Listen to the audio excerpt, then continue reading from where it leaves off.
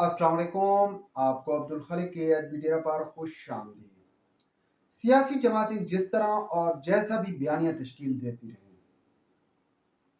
वो उनकी अपनी मर्जी है, जबकि जो हकीकत है कि प्रोजेक्ट इमरान के तमाम किरदार जो है उनके लिए कोई बचने का चांस नजर नहीं आ रहा।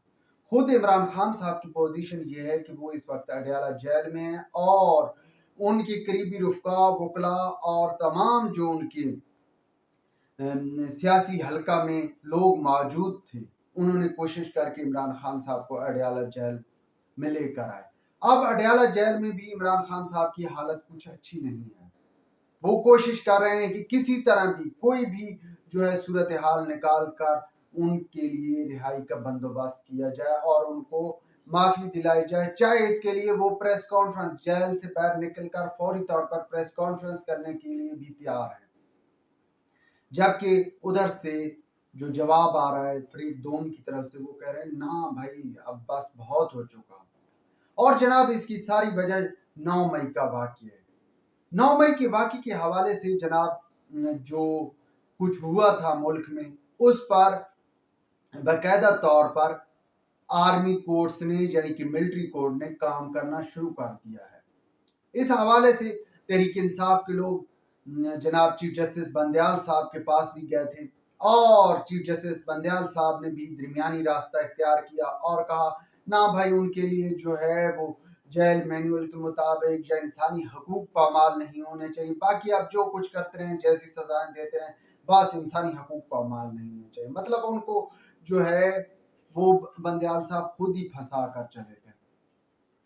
और जनाब अब जो सूरत हाल ये है कि पहले मिलिट्री ने खुद ही अपने अंदर जो प्रोजेक्ट इमरान के लिए काम कर रहे थे उनको सजाएं दी। इसके बाद अब सूरत हाल ये है कि मिलिट्री कोर्ट बाकायदा तौर पर तश्कील पा चुके हैं और ये ज़राए का दावा है, अंदर से जो खबरें आ रही हैं उनके मुताबिक ये है कि मिलिट्री कोर्ट बाकायदा तौर पर तश्कील पा चुके हैं और वहां पर ट्रायल होना शुरू हो गया है उन बलवइयों का या बागियों का जो कि 9 मई में मुलविस थे। तो भाई यहाँ तक मामला तो ये है कि जो बागी हैं वो तो अपने कैफरे किरदार को पहुंच रहे हैं। जहां तक इमरान खान की पोजीशन है, अब यूथ ही इस हवाले से बहुत सी उम्मीदें और आसें लगाए बैठे हैं कि आज नहीं कल इमरान खान को कोई ना कोई रिलीफ मिल जाएगा, कोई ना कोई जो है कहीं ना कहीं टांका फिट हो जाएगा। तो ऐसा कुछ नहीं हो रहा।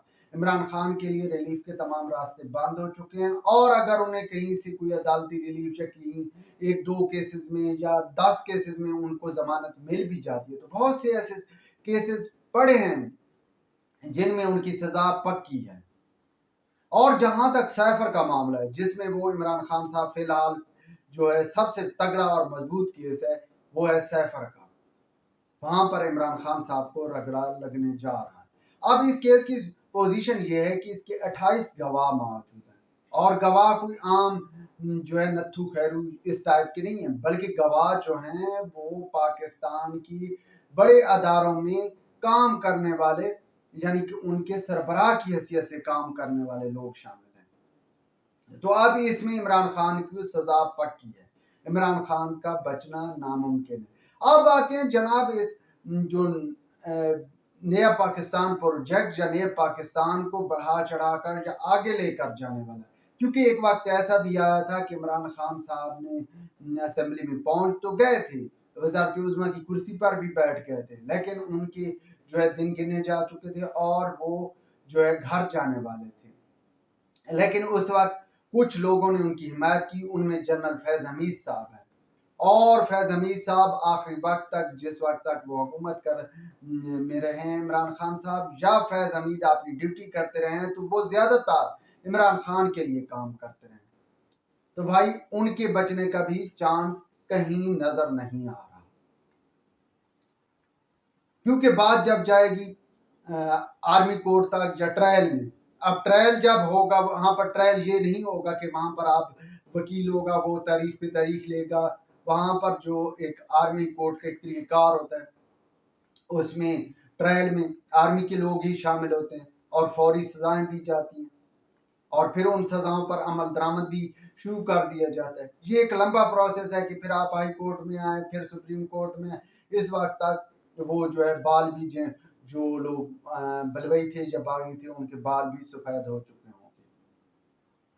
لیکن جہاں ٹرائل شروع ہوگا تو بھائی نام تو لازمی بات ہے، فیض حمید کا بھی آئے گا، اور جب فیض حمید کا آئے گا تو نام پھر باجوہ صاحب کا بھی آئے گا. اب یہاں پر سیاسی جماعتیں تو بالکل پیچھے ہٹ گئی ہیں.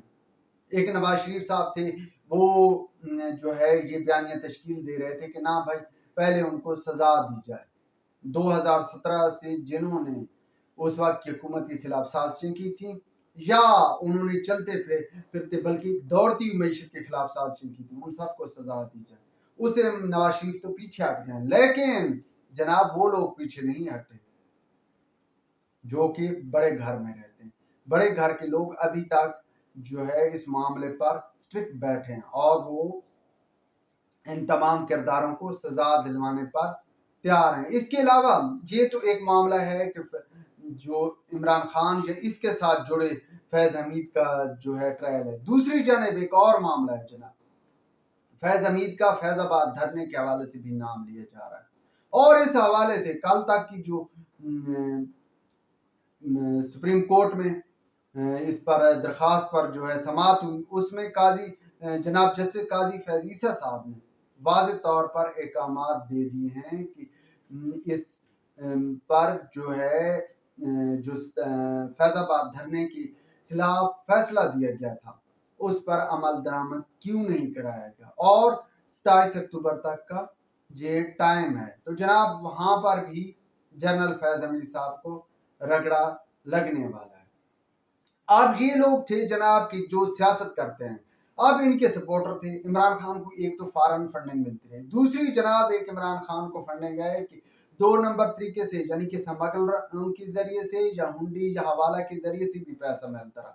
وہ جناب یہ تھا کہ عمران خان کے لیے ایک سمگلرز کا جال تھا.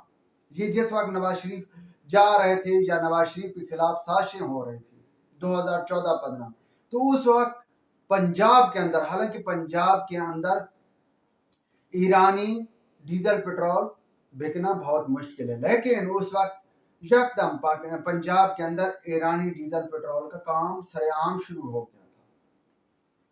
کیا وجہ تھی؟ کہ سارے لنک عمران خان کے ساتھ جڑ چکے تھے اور وہاں سے پیسہ آ رہا تھا.